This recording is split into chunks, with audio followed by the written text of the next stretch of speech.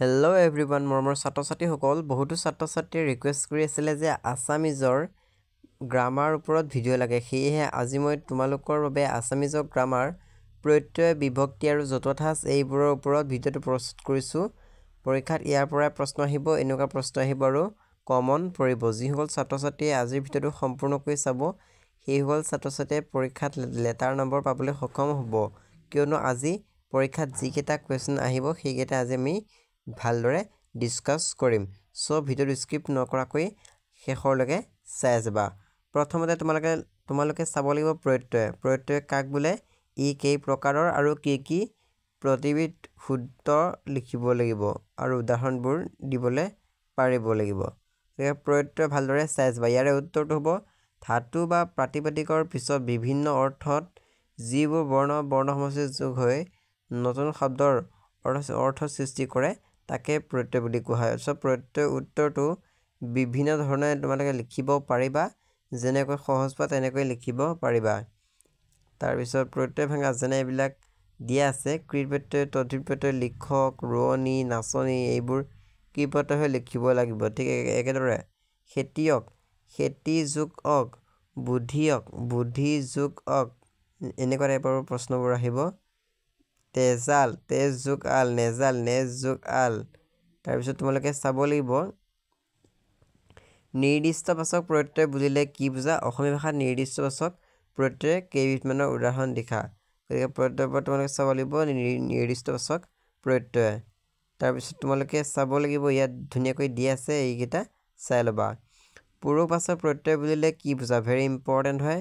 পুৰুষবাচক প্ৰত্যয় বুলিলে কি বুজা এইটো তোমালোকে জানিব লাগে, ইম্পৰ্টেণ্ট কুৱেশ্যন। তাৰপিছত যেনে তোমাৰ পৰীক্ষাত আহিব পাৰে যে কৃত প্ৰত্যয় বা তদ্ধিত প্ৰত্যয় কাক বোলে, উদাহৰণ দিয়া। এনেকৈ যদি আহি যায় কৃত প্ৰত্যয় কাক বুলি ধুনীয়াকৈ দিয়া আছে, উত্তৰটো এইখিনিতে সমাপ্ত হৈ যাব। তাৰপিছত এইকেইটা হৈছে কৃত প্ৰত্যয় ভাঙিছিলে, সেইকেইটা তোমাক লিখিব দিছে। গতিকে এইকেইটা ভালদৰে চাবা। পৰীক্ষাত এনেকুৱা প্ৰশ্নবোৰ আহে যেনে খেতিয়ক, খেতি যোগক, বুদ্ধিয়ক, বুদ্ধি যোগক, হালোৱা, হাল জোকোৱা, মাহেকীয়া, মাহেক যোগ ইয়া, মাহেক যোগ ইয়া। ভেৰি ইম্পৰ্টেণ্ট এইবোৰে আহিব। স্ত্ৰী প্ৰত্যয় কাক বোলে, স্ত্ৰী প্ৰত্যয়ৰ সম্পৰ্কে লিখা। এইবোৰ তোমালোকে চাই যাবা। তাৰপিছত তোমালোকে চাব লাগিব স্ত্ৰী প্ৰত্যয় কাক বোলে। ইয়াৰে উত্তৰটো ধুনীয়াকৈ দিয়া আছে, তোমালোকে চাই ল'বা। এইকেইটা প্ৰত্যয় ভাঙা আৰু কি প্ৰত্যয় দেখুওৱা। পৰীক্ষাত এইকেইটা আহিব, তোমালোকে ভালদৰে চাই যোৱা। নাৱৰীয়া, উজনি, বুদ্ধিয়ক, পনীয়া, বননি, পলৰীয়া। গতিকে এইকেইটা তোমালোকে চাই যাব লাগিব, পৰীক্ষাত এনেকুৱা প্ৰশ্ন আহিব। জপনা, জাপ যোগ অনা, জিৰণি, জিৰা যোগ অনি, উজনি, ওজা যোগ অনি, পলৰীয়া, পল যোগ অৰিয়া। চ' এনেকুৱা ধৰণৰ প্ৰশ্নবোৰ তোমালোকৰ পৰীক্ষাত আহিব। এইকেইটা বহুত ইম্পৰ্টেণ্ট হয়, তোমালোকে ভালদৰে ৰিভিজন কৰি লোৱা। তাৰপিছত তোমালোকে চাব লাগিব বিভক্তি চাব লাগিব। বিভক্তি কাক বোলে, ই কেই প্ৰকাৰৰ আৰু কি। এই কনচেপ্টটো শিকি যাব লাগিব। ইয়াৰে উত্তৰটো ধুনীয়াকৈ দিয়া আছে, চাই ল'বা। তাৰপিছত শব্দ বিভক্তি কাক বোলে বা নাম বিভক্তি কাক বোলে, ইয়াত ধুনীয়াকৈ কনচেপ্টটো দিয়া আছে, তোমালোকে চাই ল'ব পাৰা।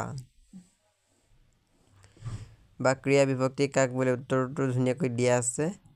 তই, তাৰপিছত দিয়া আছে তুমি কৰোঁ, তুমি কৰে বা সি কৰে, মই কৰোঁ। চ' এনেকুৱা ধৰণৰ কিছুমান উদাহৰণ দিয়া আছে, তোমালোকে ভালদৰে চাই ল'বা।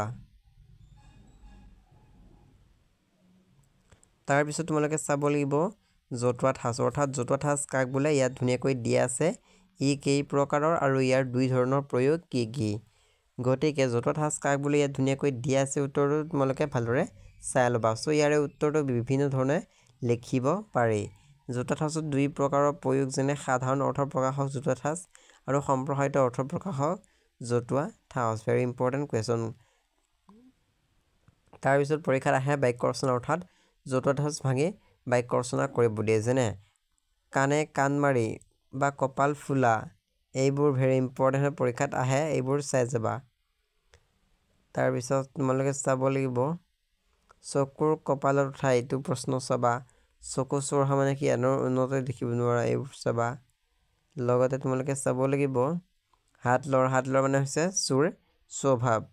হাত দীঘল মানে হৈছে ক্ষমতাশালী লোক, তেওঁকে কোৱা হয় হাত দীঘল। হিয়াৰ আমঠু মানে হৈছে অতি মৰমৰ। এনচাৰটো তোমালোকে চাব পাৰা। তাৰপিছত তোমালোকে চাব লাগিব অজিন পাতকী, ভেৰি ইম্পৰ্টেণ্ট কুৱেশ্যন। অজিন পাতকীটো ভেৰি ইম্পৰ্টেণ্ট হয়। তাৰপিছত তোমালোকে চাব লাগিব 1900 বা বলা, ইম্পৰ্টেণ্ট কুৱেশ্যন। উত্তৰটো ধুনীয়াকৈ দি আছে, চাই ল'বা। কপাল ফুটাটো ইম্পৰ্টেণ্ট, এইটো পৰীক্ষাত আহি থাকে। খাইপাত ফলা, ইয়াৰে উত্তৰটো ধুনীয়াকৈ দিয়া আছে, ইয়াৰে উত্তৰটো হ'ব অশলাগী।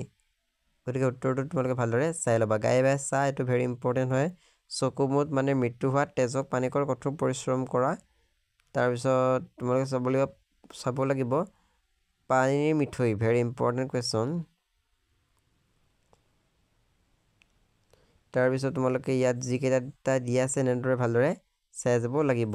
যেনে হাত লৰ মানে চোৰ স্বভাৱ, এইটো ইয়াৰ হৈছে অৰ্থ। আৰু এই বাক্য ৰচনাটো ভেৰি ইম্পৰ্টেণ্ট হয়, পৰীক্ষাত আহি থাকে। তাৰপিছত চাব লাগিব যেনে কঁকাল কটা বা গা ঘেলাই ফুৰা, হাড়ক মাটি কৰা, এইবোৰে পৰীক্ষাত আহে। পানীৰ তলকাইত নেদেখা শত্ৰু বা অচিন শত্ৰু হয়। পানীৰ তলকাইত ইয়াৰ অৰ্থটো ধুনীয়াকৈ তোমালোকে বুজি ল'বা আৰু পৰীক্ষাত বনাই লিখিবা। তাৰপিছত তোমালোকে চাব লাগিব আচলৰ ধন মানে হৈছে অতি মৰমৰ, গতিকে এইটো বনাই লিখিব লাগিব। তাৰপিছত জয়দেউ কাকতি, এইটো ইম্পৰ্টেণ্ট হয়, পৰীক্ষাত বহুবাৰ আহিছে। লগতে তোমালোকে চাব লাগিব পেট মচা, এইটো চাব পাৰা, পৰীক্ষাত আগতে আহিছে। ধোঁৱাখুলীয়াটো চাব পাৰা। ধোঁৱাখুলীয়া মানে হৈছে অতি খৰচী বা খৰচী, এইটো ইম্পৰ্টেণ্ট হয়। আঁঠুৱা তলৰ মহ, এইটো ইম্পৰ্টেণ্ট, এইটো চাবা। উলুৰ লগত বগৰী পোৱা, এইটো ইম্পৰ্টেণ্ট হয়, গুৰুত্বপূৰ্ণ। তাৰপিছত তোমালোকে চাব লাগিব অহু কাণে পহু কাণে, এইটো এটা ইম্পৰ্টেণ্ট হয়, তোমালোকে জানিব লাগে। তাৰপিছত তোমালোকে চাব লাগিব আলাসৰ লাৰু মানে হৈছে অতি মৰমৰ। ইয়াৰ এনচাৰটো ভালদৰে তোমালোকে চাই ল'বা। তাৰপিছত তোমালোকে চাব লাগিব হিয়াৰ আমঠু মানে হৈছে অতি মৰমৰ, ইতিমধ্যে মই এইটো কৈছোঁৱে। তাৰপিছত চাব লাগিব প্ৰত্যেক কাক বুলি কেই প্ৰকাৰৰ আৰু কি প্ৰত্যেকবিধৰে উদাহৰণ লিখিব লাগিব। গতিকে ইয়াত ধুনীয়াকৈ লিখা আছে প্ৰত্যেক কাক বুলি কেই প্ৰকাৰৰ কি ধুনীয়াকৈ দি আছে, ভালদৰে চাই ল'বা। লগতে উদাহৰণবোৰ চাবা, যেনে ক, খ, এনেকুৱা কিছুমান উদাহৰণ থাকে আৰু সেই উদাহৰণবোৰ তোমালোকে ভালদৰে চাই যাবা। নিৰ্দিষ্ট পাছৰ প্ৰত্যয় বুলিলে কি বুজায়, ইয়াতে উত্তৰটো ধুনীয়াকৈ দিয়া আছে, তোমালোকে ভালদৰে পঢ়ি বুজি ল'বা। পূৰ্বপাছৰ প্ৰত্যয় বুলিলে কি বুজায়, ইয়াতে উত্তৰটো ধুনীয়াকৈ দি আছে, পৰীক্ষাত আহি যাব পাৰে। তাৰপিছত ইয়াতে কিছুমান উদাহৰণ দিয়া আছে, এই উদাহৰণবোৰ চাবা, পৰীক্ষাত আহি থাকে, ভেৰি ইম্পৰ্টেণ্ট হ'ব উদাহৰণকেইটা, গতিকে ভালদৰে ফ'কাছ কৰা।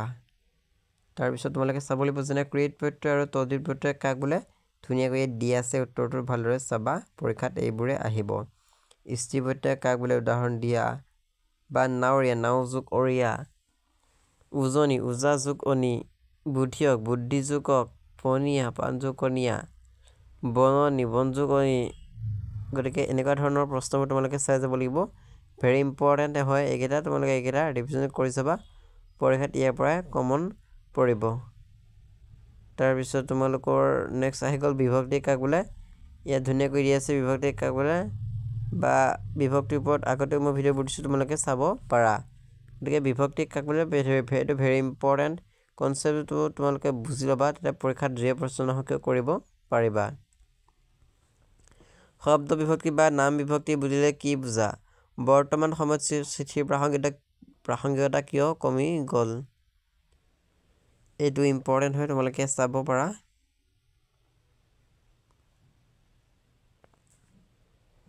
তাৰপিছত তোমালোকে চাব পাৰা এইকেইটা প্ৰশ্ন, এইকেইটাৰ পৰাই কমন পৰি যাব।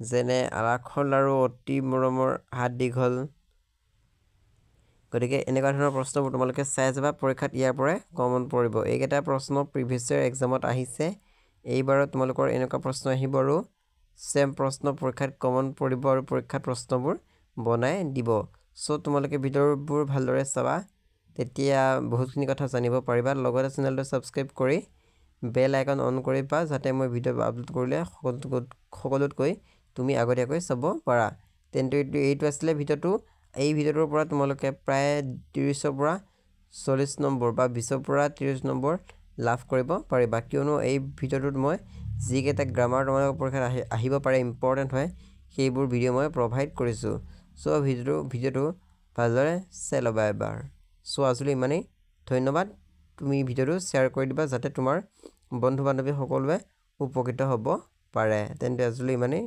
ধন্যবাদ